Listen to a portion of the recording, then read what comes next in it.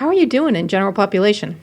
It's still new. I mean, it's not as new, but for me, I think the big kick is going to the yard with about 400 or 500 dudes around. I call it a brown sea because the uniform is brown. So when they call yard and you see all these guys coming out of these blocks, I mean, it's a sight to behold. Something crazy in our generation. What do you mean by that? 2.5 million people. Oh, yes, yes, yes. A generation, 1 in 3 black men. Yeah. I was out protesting outside the jail in Manhattan when Angela was in prison in New York. And back then, it might have been, 300,000 all across the country, if that. And, we were talking about fashion. We were talking about how evil and vile the system is. It's 10 times that. Maybe my math is bad. It might be 100 times that. And, where's the outcry? And I'm not talking about among activists. I'm talking about everyday people.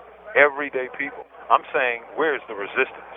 That, for me, is the real question. Where's the rumbling? And one would have thought, as Angela has written repeatedly, we didn't think that something like this was within the realm of possibility. We knew people would be raising hell every day. Now, there are times, of course, like what's happening in California, where people are in and out raising hell. But it has to be much, much more. And I think it's coming.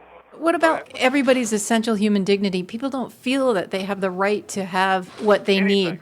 Anything. This right-wing trend has been cooked up by politicians using fear, using racism, using, of course, the politics of division. And this is the result of it. And the truth of the matter is, because you have this machinery of repression, yes, the greatest number of people who suffer from that are African Americans and then Latinos, but there are many, many white people who get caught up in this, especially young white people. And also, nobody's kids are going to get educated except for the 1%. Well, you know who's going to get educated? Think about this. What did Bush talk about for almost all of his 8 years?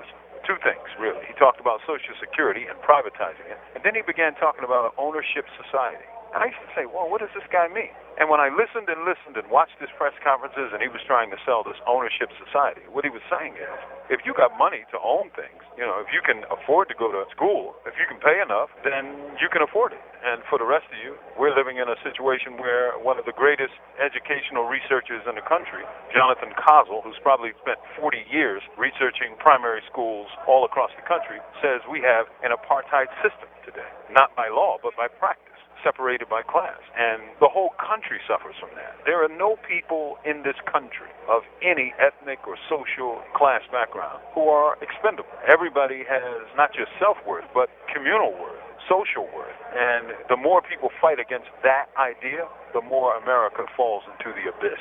Of that, I'm certain. These commentaries are recorded by Noelle Hanrahan of Prison Radio.